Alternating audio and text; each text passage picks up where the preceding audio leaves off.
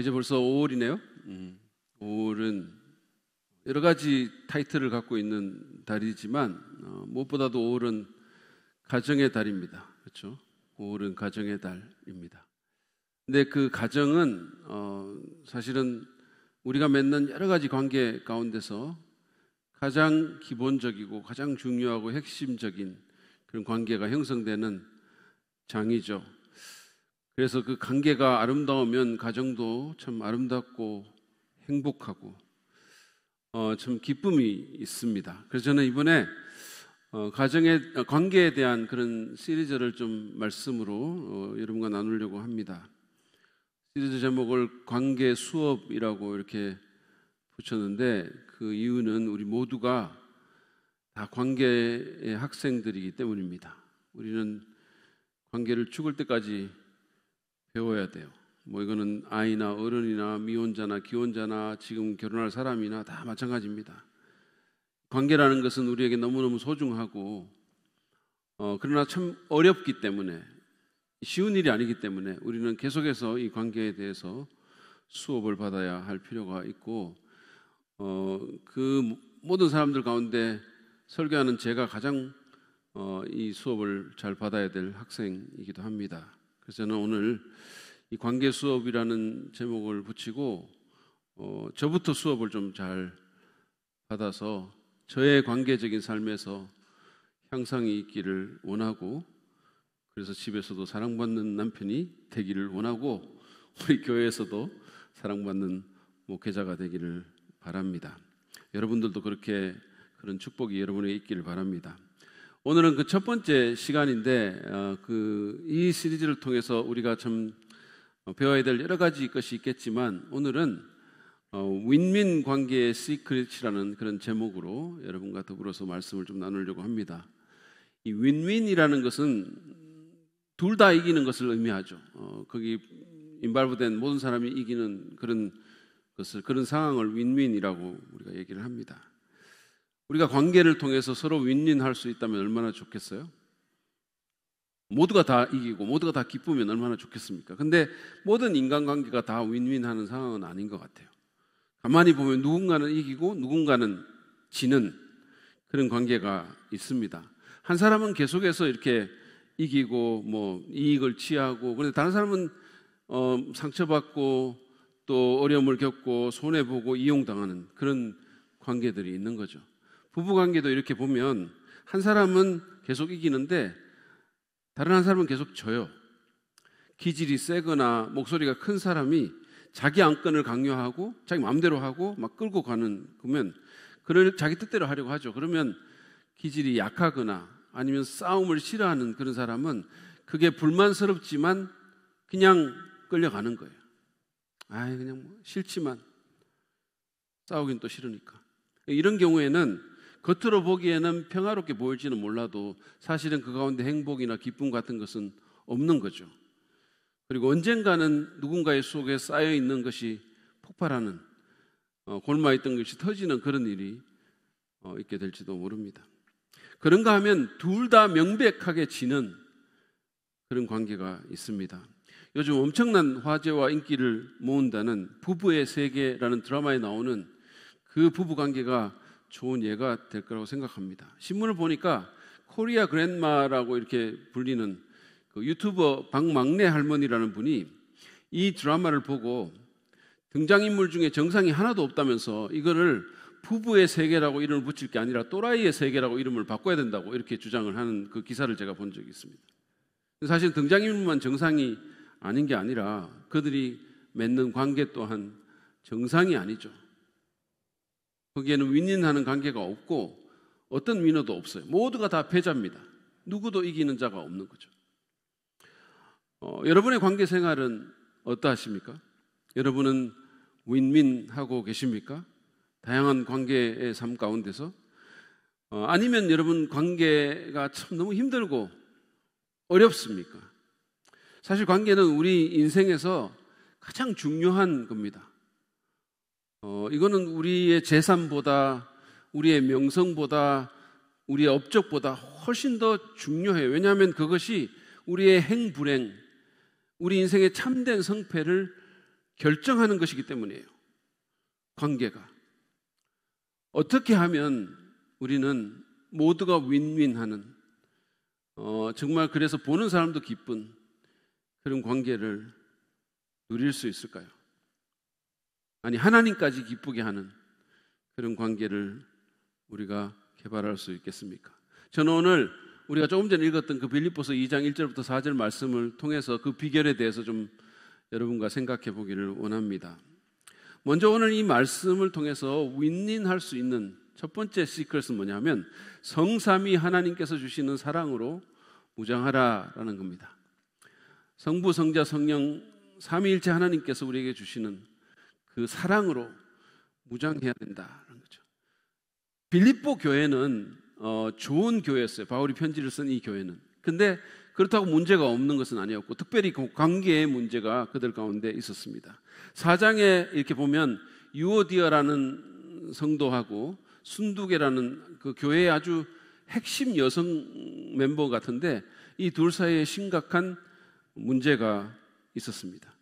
그런가 하면 2장 14절을 보면 그들이 사역을 해나가면서 불평과 원망과 시비가 그들 가운데 또 있었던 것도 볼 수가 있죠. 그런 사람들에게 바울은 윈윈 관계를 위한 가장 근본적인 비결 하나를 1절에서 말씀하고 있는 겁니다. 1절 말씀을 다시 한번 보시죠. 그러므로 그리스도 안에서 여러분에게 무슨 격려나 사랑의 무슨 위로나 성령의 무슨 교제나 무슨 동정심과 자비가 있거든, 이렇게 말합니다. 이 맥락을 이렇게 맥락 안에서 이 글을 읽으면 이 구절은 그 뒤에 나오는 그 관계에 대한 겉면의 근거로서 제시된 겁니다. 다시 말해서 2절부터 4절에 나오는 그런 관계를 가능하게 하기 위해서는 1절의 그 경험이 반드시 필요하다라는 거죠. 비록 우리 한글 성경은 그리스도 안에 무슨 뭐가 있거든 이렇게 하면서 가정적으로 번역을 했지만 이것은 수사적인 장치에 불과할 뿐입니다. 바울은 그들이 그런 경험을 하는 것에 대해서 의심하지 않았어요. 따라서 이 구절은 그리스도 안에서 뭐가 있기 때문에 라고 번역을 해도 무방합니다. 그리고 실제로 주석가들 중에서는 그렇게 번역하는 사람들도 있죠. 다시 말해서 그리스도 안에서 성삼위 하나님이 주시는 이런저런 경험이 여러분에게 있기 때문에 여러분은 그 다음에 나오는 방식으로 관계해야 합니다 라고 권면하는 것입니다. 그러면 그것은 구체적으로 무엇일까요? 먼저는 그리스도 안에서 받는 위로부터 받는 격려입니다. 위로부터 우리가 격려를 받는 거예요. 그런가 하면 하나님께서 주시는 사랑의 위로입니다. 때때로 위로가 얼마나 필요합니까? 하나님이 우리에게 그런 위로를 주시죠. 그런가 하면 성령님과 함께하는 친밀한 교제입니다. 그리고 주님이 주시는 자비로운 연민의 정입니다. 여러분, 이 네 가지 경험을 주의 깊게 보시기를 바랍니다. 우리 삶 가운데 너무 필요한 것들이에요. 격려, 사랑의 위로, 교제, 그리고 자비로운 연민의 정, 긍휼히 여기는 그 사랑. 이 얼마나 따뜻한 말입니까? 이 얼마나 우리에게 필요한 것들입니까? 이것이 성삼위 하나님께서 우리에게 주시는 사랑의 모습입니다. 때로는 치어리더처럼 우리를 격려해 주시고, 때로는 사랑하는 연인처럼 우리 마음을 위로하고, 때로는 허물없는 친구처럼 우리에게 다가오셔서 교제해 주고, 때로는 부모님처럼 자비로운 연민의 그 긍휼을 베풀어 주시는 겁니다. 우리가 서로 윈윈하는 그런 관계를 누리려면 우리는 하나님에게서 이런 것들을 먼저 받아서 누릴 수 있어야 된다는 거죠. 다시 말해서 성삼위 하나님께서 주시는 그 사랑으로 우리의 마음이 채워지고 그것으로 무장이 되어야 된다라는 거예요. 우리가 종종 관계에 실패하는 것은 우리에게 그 관계를 승리로 이끌 만한 자원이 없기 때문이에요. 사랑도 받아본 사람이 한다 그러잖아요. 그런 게 우리 안에 없으니까 어떻게 줍니까? 시체말로 미천이 딸리는데 어떻게 장사합니까? 우리는 자기에게 없는 것을 줄 수 없는 법입니다. 어제 이제 우리 교회 예산 목장에서 이제 교회 청소를 하시고 1층의 북카페에서 이제 티타임을 하면서 이제 저를 이렇게 초대를 해 주셨어요. 제가 갔더니 우리 교회에 프로 제빵러가 있습니다. 우리 임경숙 자매님이 직접 만든 그 빵하고 뭐 커피를 같이 하면서 교제를 하는데, 이렇게 교제를 하다 보니까 어쩌다가 농사 얘기가 나온 거예요. 근데 제 주변에 이렇게 있는 분들이 전부 농사의 경험이 있는 분, 지금 하고 있는 분, 이런 분들, 뭐 세종시에서 농사 지금 짓고 있고, 또 뭐 강원도 행성에서 농사하고, 또 무슨 파주에서 농사하시고, 이런 분들이 막 농사의 경험에 대해서 막 얘기를 하는 그런 일이 있었어요. 심지어 윤석권 목사님까지도 최근 교회 뒤에 이 텃밭에 무슨 주말 농장 5평 샀다고, 그거 분양받았다고, 50평이 아니라 5평 그거 받았다고 막 거기 또 농사 어렵습니다 막 이러면서 막 그 얘기 막 끼어들더라고요. 근데 저는 사실은 농사에 대한 어떤 경험도 없고 아는 게 제가 없거든요, 사실은. 그러니까 아무런 할 말이 없는 거예요. 다들 신나게 말하는데 저만 이렇게 가만히 있는 거죠. 그래서 제가 어떡할까 이렇게 생각을 했어요. 엘리사가 원래 농사 짓는 사람이었다는 그 말로 여기에 끼어들어가지고 이 주제를 내 전공인 성경으로 이렇게 싹 끌고 올까 뭐 이런 생각도 했는데, 이게 워낙 너무들 신나게들 얘기를 하시니까 들어갈 틈이 없는 거죠. 그래서 제가 한 20분 정도 거기 아무 말도 못하고 그냥 거기만 계속 끄덕끄덕 하면서 앉아 있다가 미소 짓다가 어떤 기여도 하지 못하고 그냥 올라왔어요. 이제 포인트는 뭐냐 하면, 사람은 자기가 경험하지 않았거나 자기에게 없는 것을 줄 수는 없다는 거예요.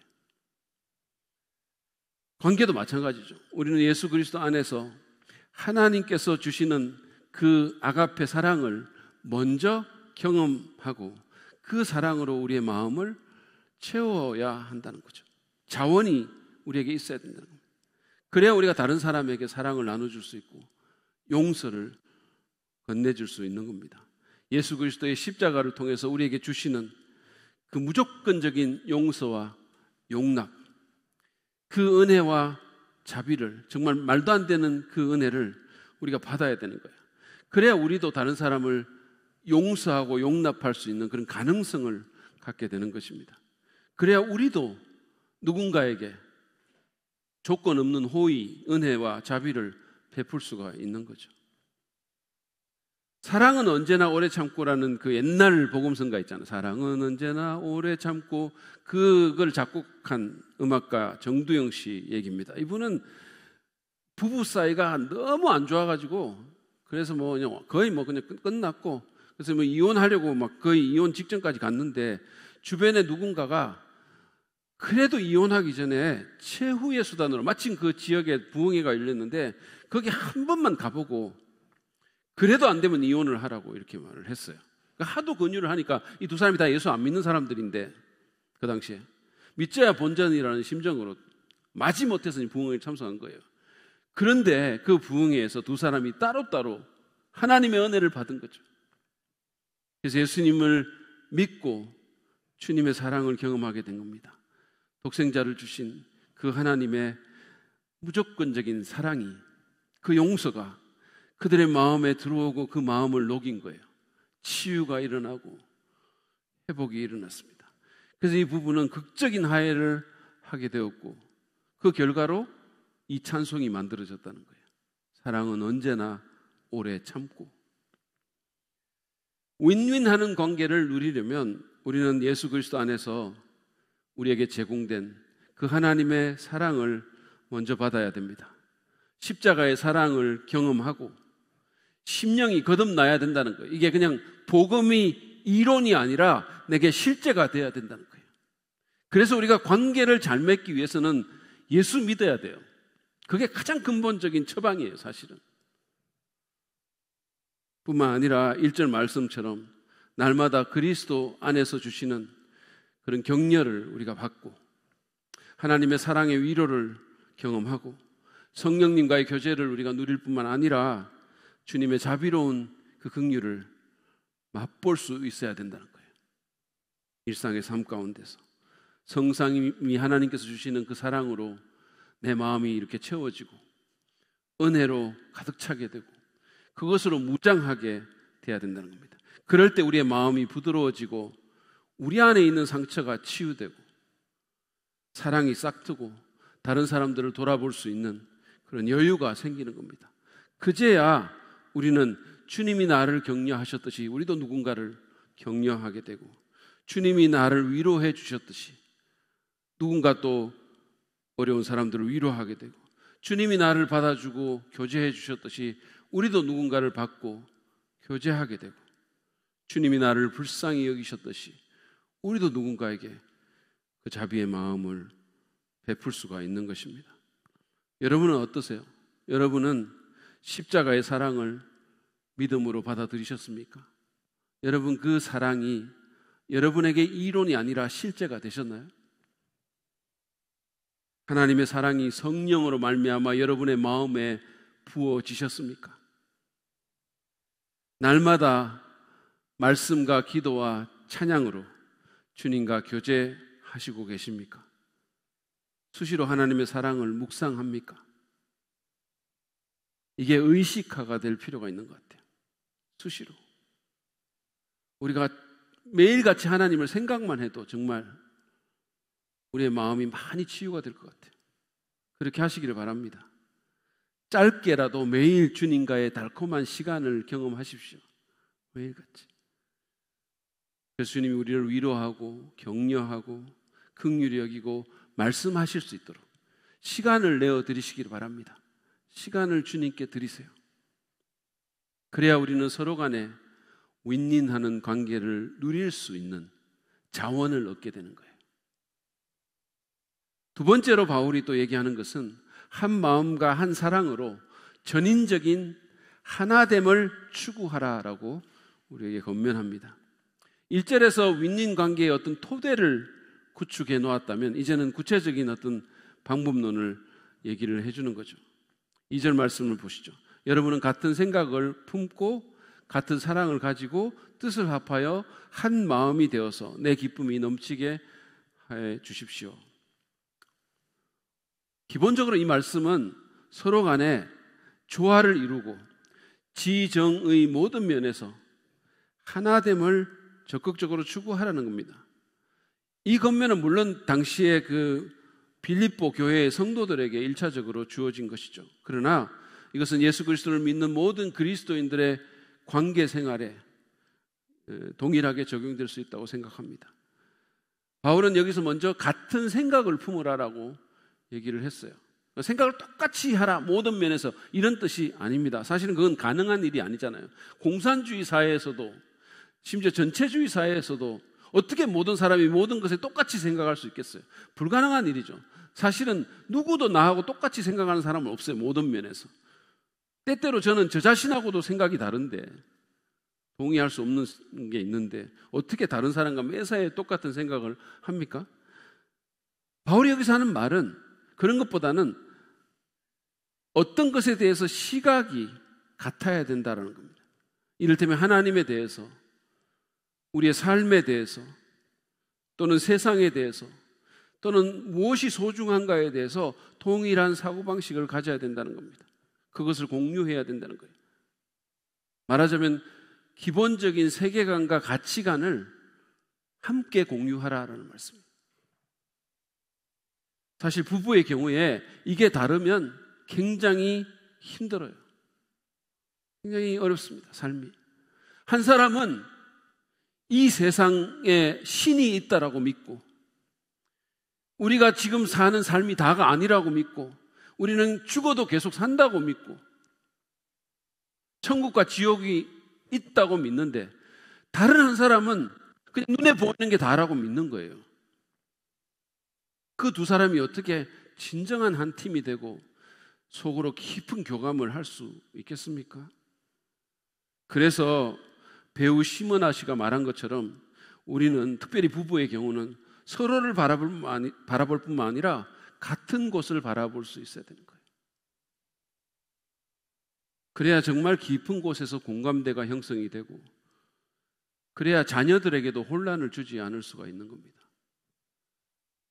그래서 같은 신앙을 가진 사람과 결혼하는 것이 그렇게 중요하다는 거예요.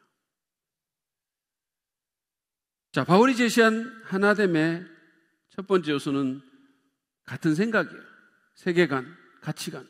그런가 하면 두 번째 요소는 사랑입니다. 바울은 특별히 같은 사랑이라는 표현을 쓰는데, 이것은 우리를 사랑하신 예수님의 그 아가페 사랑을 의미하는 것으로 보입니다. 그냥 감정적인 사랑이나 정욕적인, 이기적인 사랑이 아닙니다. 요즘 인터넷에 돌아다니는 부부의 세계 그 대사 중에 바람 피우는 남편이 부인에게 사랑에 빠진 게 죄야? 라는 그런 말이 있어요. 그 사람이 내 옆에 있었으면 정신 차리라고 뒤통수 한 서너 방 이렇게 막 갈기면서 죄다 인간아, 죄라고 이렇게 말해주고 싶어요. 남의 가슴에 비수를 꽂으면서 그게 죄라고 묻냐? 인간아, 이렇게 말하고 싶어요. 어쨌든 간에 바울이 여기서 말하는 것은 우리가 흔히 말하는 그런 사랑을 말하는 게 아닙니다. 이기적이고 정욕적이고 충동적인 사랑, 그런 게 아니라 이타적이고 헌신된 사랑, 예수 그리스도께서 우리를 사랑하신 그 사랑을 품으라고 권면하는 거예요. 뿐만 아니라 바울은 뜻을 합하여 같은 마음을, 한 마음을 품으라라고 권면합니다. 헬라어 원문을 보면 이거는 영혼을 함께 하라라고 되어 있어요. 문자적으로 영혼을 함께 해라. 이 말은 조화를 이룰 뿐만 아니라 공감대를 형성하라는 얘기입니다. 단지 생각뿐만 아니라 지성만이 아니라 감정까지, 우리의 마음까지, 또 행동까지 서로 공감해주고 조화를 이루도록 신경을 쓰라는 의미입니다. 공감 능력을 키워나가라는 거예요. 처음에 제가 결혼했을 당시에는 어린 나이에 시집 와가지고 정말 이렇게 낯선 환경에서 막 정말로 힘들었을 제 아내의 그 상황에 대한 공감 능력이 전혀 없었어요. 그뿐만 아니라 정말 애지중지 키운 그 사랑하는 딸을 시집 보낸 그 아버지의 마음에 대한 그런 그 헤아림도 정말 1도 없었어요. 사실은 제 와이프가, 제 아내가 자기 아버지를 너무 좋아해가지고 오히려 약간 질투심 같은 게 있었어요. 그런데 지금은 이 세상의 모든 신부와 그 아버지에 대한 공감 능력이 폭발하고 있는 중입니다. 지금 신랑과 장인이 아니고 신부와 그 아버지입니다. 여러분 공감 잘 하세요? 우리는 관계 가운데서 상대의 심정을 헤아려주고 공감하고 조화를 이루도록 노력해야 합니다. 근데 이렇게 보면 생각보다 다른 사람에 대한 공감 능력을 잃어버린 사람들이 많은 것 같아요. 저도 때때로 보면 그런 것 같고, 남의 기쁨과 슬픔과 아픔을 진정으로 함께 하지 못하는 거예요. 우리는 점점 어떻게 보면 감성적인 어떤 장애인이 되어가는 것 같아요. 누군가가 기쁜 일이 생겨가지고 막 신나게 얘기하는데 이렇게 보면 그 듣는 사람이 뚱한 표정으로 먼 산 보고 있는 사람들이 있어요. 이 사람 너무 기뻐 죽는데. 우리는 잔 올트버그가 관계의 황금률이라고 말했던 우는 자와 함께 울고 즐거워하는 자와 함께 즐거워할 수 있어야 됩니다. 그래야 한 마음과 한 사랑으로 전인적인 하나됨을 경험할 수가 있고, 그래야 윈윈하는 관계를 누릴 수가 있는 거예요. 부부간에도 마찬가지예요. 이렇게 같은 시각, 같은 아가페 사랑, 그리고 조화와 공감으로 전인적인 하나됨을 추구하기 위해서는 우리 각자가 우리를 연합시키는, 그리고 우리 안에 성령의 열매를 맺게 하시는 그 성령, 하나님의 연합의 평화의 영 안에서 살아야 됩니다. 그분과 보조를 맞추고 성령님의 컨트롤을 받고 성령 충만을 구하고 주님의 마음을 우리에게 달라고 기도해야 됩니다. 뿐만 아니라 우리가 함께 모여서 시간을 같이 보낼 필요가 있어요. 집중하면서 상대방에게. 그래야 참된 일체감이 개발됩니다. 부부나 가족이 또 목원이 함께 의미 있는 시간을 보내고 상대의 말을 경청하고, 그뿐만 아니라 같이 기도해주고 즐거운 시간도 보낼 수 있어야 됩니다. 그래야 참된 일체감이 개발될 수 있습니다. 특별히 가족들은 하루에 한 끼라도 같이 좀 식탁에 앉을 수 있도록 노력해야 돼요. 이게 옛날에는 진짜 같이 밥 먹는 게 너무 자연스러운데 요즘은 너무 바쁜 거죠. 아이도 바쁘고 어른도 바쁘고 시간들이 안 맞으니까 가족이 하루에 한 끼라도 같이 자리에 앉아서 밥 먹기가 너무 힘든 그런 세상이 됐어요. 여러분, 가족을 우리가 다른 말로 식구라 그러잖아요, 한자로. 그 식구가 뭡니까? 먹을 식자의 입구자예요. 그 말은 뭡니까? 가족은 같이 밥 먹는 사람들이라는 겁니다. 근데 그게 너무 힘들어요, 요즘. 그냥 아침에 그냥 전부 막 뭐 토스트 막 들고 나가고 뭐 하여튼 막 이런 상황이잖아요. 통계에 의하면 한 끼라도 같이 가족과 함께 식사하는 아이가 그렇지 않은 아이보다 탈선할 확률이 훨씬 적다는 거예요. 여러분, 같이 식탁에 앉는 시간을 확보하도록 노력합시다. 한 끼라도. 식탁에 앉아가지고 앉기만 앉는다고 뭐합니까? 전부 휴대폰 보고.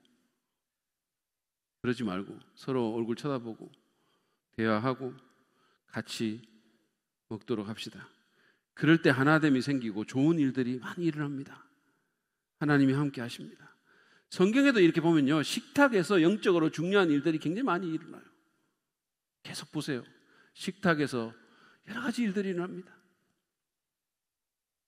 아무튼 그렇게 성령 안에서 살고 기도하고 함께 시간 보냄을 통해서 한 마음과 한 사랑을 품고 조화와 전인적인 하나됨을 추구하도록 합시다. 그러면 우리의 관계도 윈윈의 관계가 될 수 있을 것입니다. 마지막으로 오늘 이 말씀은 우리에게 이기적인 욕망을 버리고 이타적인 자세로 상대를 돌아볼 때 우리에게 윈윈 관계의 가능성이 생긴다는 사실을 말해주고 있습니다. 이 원리는 바울이 3절 4절 말씀에서 제시를 하고 있습니다. 보시죠. 여러분 이게 보이세요? 성경을 보시든지 이걸 보면서 같이 한번 한 목소리 한번 읽어봅시다. 시작. 무슨 일을 하든지 경쟁심이나 허영으로 하지 말고 겸손한 마음으로 하고 자기보다 서로 남을 낮게 여기십시오. 또한 여러분은 자기 일만 돌보지 말고 서로 다른 사람들의 일도 돌보아 주십시오. 참 말은 쉬운데 정말 어려운 구절이에요. 바울은 무슨 일을 하든지 경쟁심이나 허영으로 하지 말라라고 얘기를 합니다. 경쟁심이라는 것은 이기적인 욕망을 의미하는 거죠. 거기서 비롯되는 거잖아요. 그리고 허영은 분수에 넘치는 또는 필요 이상의 그 치레를 의미합니다. 그런 동기나 자세로 일하고 살지 말라는 거죠. 그런 태도로 서로 관계 맺지 말라는 거예요. 요즘은 부부 간에도 경쟁하는 부부들이 있어요. 서로 간에. 서로 막 사회적인 어떤 성취를 위해서, 포지션을 위해서 경쟁하는 거죠. 자존심 대결하고 결혼한 후에도 온전히 한 몸이 되지 못해가지고 이기적인 욕망에 사로잡혀서 그렇게 사는 사람들이 적지 않아요. 한 집에 살면서도. 심지어는 자신의 허영심을 채우기 위해서 상대를 이용하고 조종하는 그런 슬픈 부부관계도 있습니다. 나만의 목표와 안건을 접고 상대에게 헌신할 준비가 되어 있지 않다면 사실은 결혼의 준비가 안 된 거예요. 제가 결혼해서 살아보니까 결혼이라는 게 함부로 할 게 아닌 거예요. 제가 누구라고 말은 하지 않겠지만 간곡히 부탁합니다. 결혼을 미루세요. 연장하세요. 바울은 이기적인 욕구를 쫓지 말고 겸손한 자세로 자기보다 남을 낮게 여기라고 권면합니다. 이거 진짜 여러분, 그래서 이게 이건 불가능하잖아요. 어떻게 이게 가능합니까? 그러니까 사람들이 이걸 어떻게 읽느냐 하면 남을 낮게 여기라고 읽는 거죠. 낮게가 아니라 낮게 여기라는 거죠. 잘 읽으셔야 돼요. 어떻게 우리가 그럴 수 있을까요? 이건 본성적으로는 불가능해요. 근데 우리가 주님 안에서 내가 얼마나 죄인인가를 성령의 그 도움을 받아서 확실하게 깨닫고 정말로 내 안에 얼마나 더러운 게 많은지, 내가 얼마나 위선적이고 정말 말도 안 되는 죄인인지를 정말로 깨달아 봐야, 그래야 이런 가능성이 조금이라도 생기는 거예요. 우리는 남을 그리스도 안에서 낮게 여겨야 돼요. 그러면 우리는 그를 귀하게 여기게 되고 존중할 수 있게 될 것입니다. 여러분, 관계에 어려움이 생기는 이유 중에 하나는 우리가 상대를 존중하지 않기 때문이에요. 누구도 자기가 존중받지 않는 것을 좋아하는 사람 없잖아요. 제가 종종 말씀드리지만 우리가 서로 친해지는 것하고 서로 함부로 대하는 것은 완전히 다른 얘기예요. 부부간의 사랑이 식는 것은 서로 존중하지 않고 너무 막대하기 때문이에요. 너무 함부로 대하는 거죠. 사람은 자기를 존중하지 않는 사람에게는 자꾸 마음을 닫기 마련이에요. 부부간에도 마찬가지예요. 연애할 때는 막 간도 쓸개도 다 빼줄 것처럼 그렇게 하다가 이게 존중심이 점점 사라지고 너무 막대하니까 마음이 자꾸 다치는 거죠. 사실 부부는 가장 가까운 사이지만 가장 상처를 많이 주고받는 그런 사이이기도 하잖아요. 왜 그럴까요? 그 이유 중에 하나는 서로 존중하지 않기 때문이에요. 너무 함부로 대하기 때문입니다. 전화를 받을 때도 이렇게 보면 목소리가 막 변해요. 전화 여보세요? 이러면서 친절하게 받다가 그게 남편이잖아요. 왜? 왜 또? 뭐라고? 뭐 이러는 거예요. 그러면 남편은 좀 나을까요? 아니죠. 남편은 자기 부인이 전화하면 안 받습니다. 이게 무슨 유머, 관계별 통화 시간이라는 유머를 제가 봤는데요. 남편이 전화를 걸고 부인이 받는 경우는 평균 통화 시간이 3초인데 부인이 걸고 남편이 받는 경우는 부재중 14통이에요. 여러분, 서로 가깝더라도 아니 가까울수록 우리는 다른 사람들을 존중할 수 있어야 돼요. 부모 자식 간에도 그렇고 친구 간에도 그렇고 교우들 간에도 서로를 낮게 여기고 그리고 존중심을 잃어버려서는 안 됩니다. 우리 한국 문화 중에 이 나이 어린 사람들을 자꾸 이렇게 좀 약간 이렇게 하는 경향이 있는데 여러분 이거 진짜 잘못된 거예요. 그들도 인격체예요. 존중해 줘야 돼요. 우리 교인들 중에도 너무 친해지면 친한 건 참 좋은데 자기보다 나이 어린 사람 너무 함부로 대하는 분들이 있어요. 서로 존중하도록 합시다. 존중할 수 있어야 돼요. 바울은 또 이어서 이 4절에서 이 이타성의 궁극적인 특징을 말하는데 그것은 그 사람을 낮게 여길 뿐만 아니라 자기 일만 신경 쓰지 말고 다른 사람의 일도 돌보아 주라는 거예요. 돌아보라는 겁니다. 자기 관심사에만 주의를 제한하지 말고 우리가 흔히 본성적으로 하는 게 그거잖아요. 상대의 관심사에도 주의를 기울이라는 겁니다. 바울은 지금 이기적인 삶의 태도를 버리라고 우리에게 권면하는 겁니다. 우리가 알다시피 사람들은 기본적으로 자기중심적이고 이기적이에요. 전에도 제가 말씀드렸지만 단체 사진을 보면 제일 먼저 찾는 얼굴이 자기 얼굴이고 그게 잘 나오면 잘 나온 사진이고 그게 못 나오면 못 나온 사진이에요. 그게 우리입니다. 근데 바울은 지나친 자기중심성에서 벗어나와서 다른 사람을 배려하고 다른 사람 돌아보며 살라고 권면합니다. 그게 사실은 둘 다가 이기는 길이라는 거예요. 사실 우리는 우리 자신을 엄청나게 중요하게 생각할지 모르지만 다른 사람은 내게 대해서 그렇게까지 중요하게 생각 안 해요. 그렇잖아요. 나는 막 무슨 엄청 비싼 돈 주고 막 이렇게 옷 사입고 나갔는데 다른 사람은 그걸 알지도 못해. 그게 새 옷을 입었는지도 잘 알지도 못하는 거예요. 아니면 이제 알면 이렇게 생각하는 거예요. 야, 저 옷 진짜 좋다. 근데 저 옷이 주인을 잘못 만났어. 저거 내가 입어야 되는 건데 이렇게 생각하는 거예요. 여러분, 미움받을 용기라는 책에 보면요 이런 말이 나옵니다. 내 얼굴을 주의 깊게 보는 사람은 나밖에 없다.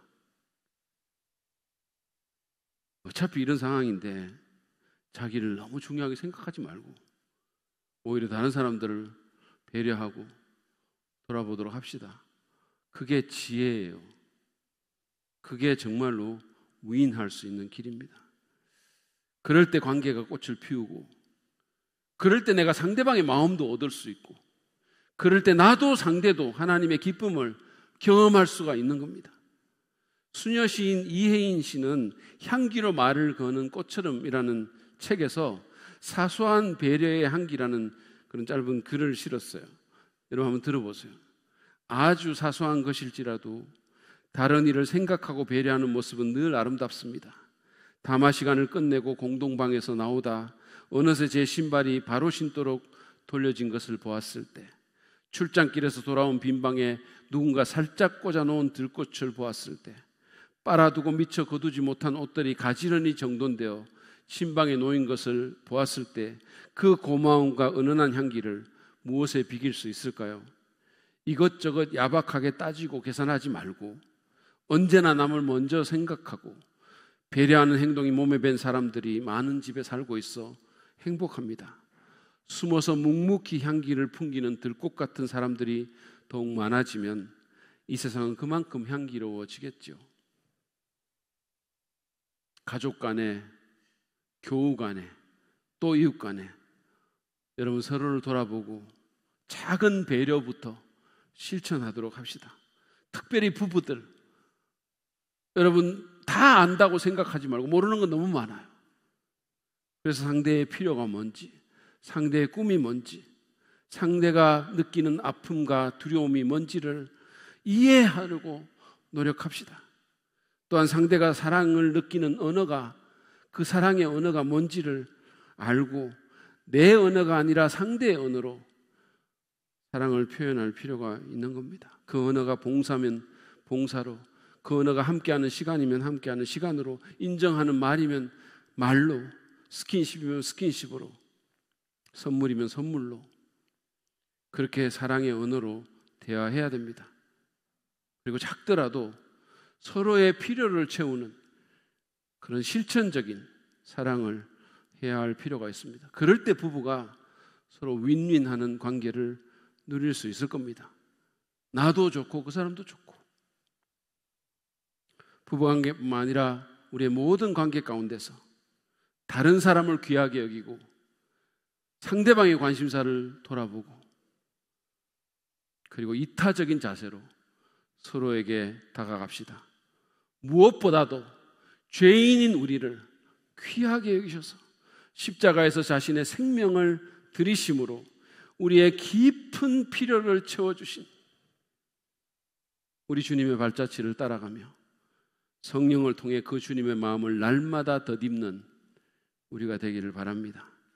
그럴 때 우리는 정말로 이타적인 자세로 나도 이기고 상대도 이기고, 나도 기쁘고 상대도 기쁜 그런 아름다운 관계를 누릴 수 있게 될 것입니다. 오늘 우리는 빌립보서 2장 1절부터 4절 말씀을 통해서 윈윈 관계의 시크릿을 배웠습니다. 그것은 성삼위 하나님께서 우리에게 주시는 사랑으로 무장하고 한 마음과 한 사랑으로 전인적인 하나됨을 추구할 뿐만 아니라 이기적인 욕망을 버리고 이타적인 사랑으로 상대의 필요를 채우는 것이었습니다.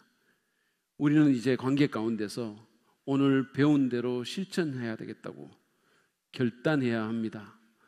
그냥 매주마다 듣는 말씀이라고 그냥 흘려보내지 말고, 오늘 하나님께서 여러분에게 여러분의 마음에 하나라도 꽂아주신 말씀이 있다면 내가 이것을 한번 실천해 보겠다고, 한번 해보겠다고 결단하시기를 바랍니다. 그럴 때 우리에게 소망이 생기는 거예요. 그런데 결심과 결단은 반드시 필요하지만 우리가 알다시피 이게 우리의 결심만으로는 되는 게 아니잖아요. 그래서 하나님께서 우리가 예수님 믿을 때 보혜사 성령님을 우리에게 선물로 주신 겁니다. 우리의 연약함을 도와주시기 위해서 우리에게 성령님을 주셨어요. 그 성령님께서 우리의 마음을 만지시고 우리의 상처를 치유하시고 우리를 새롭게 하시고 하나님의 사랑을 우리에게 부어주셔야 합니다. 그리고 우리 같은 죄인을 위해서 목숨을 내어주신 그 주님의 마음을 우리에게 주셔야 돼요. 그래서 이 시간에 우리가 결단하고 헌신하면서 동시에 하나님께 기도로 나아가는 겁니다. 주님의 도움을 구하는 거죠. 이 시간 여러분, 성령님을 근심케 하는 죄가 있다면 회개하십시오. 돌이키십시오. 그리고 간구하시기 바랍니다. 성령으로 하나님 사랑을 부어주시고 무엇보다도 주님의 마음을 달라고 간청하시기 바랍니다. 뿐만 아니라 오늘 들은 말씀을 계속해서 생각나게 해주셔서 그래서 내 삶의 관계 가운데서 지속적으로 실천할 수 있는 힘을 달라고, 그래서 기쁨과 행복이 넘치는 관계가 우리 가운데서 이루어지고 하나님을 기쁘시게 할 수 있도록 그렇게 기도하는 우리 모두가 되기를 바랍니다.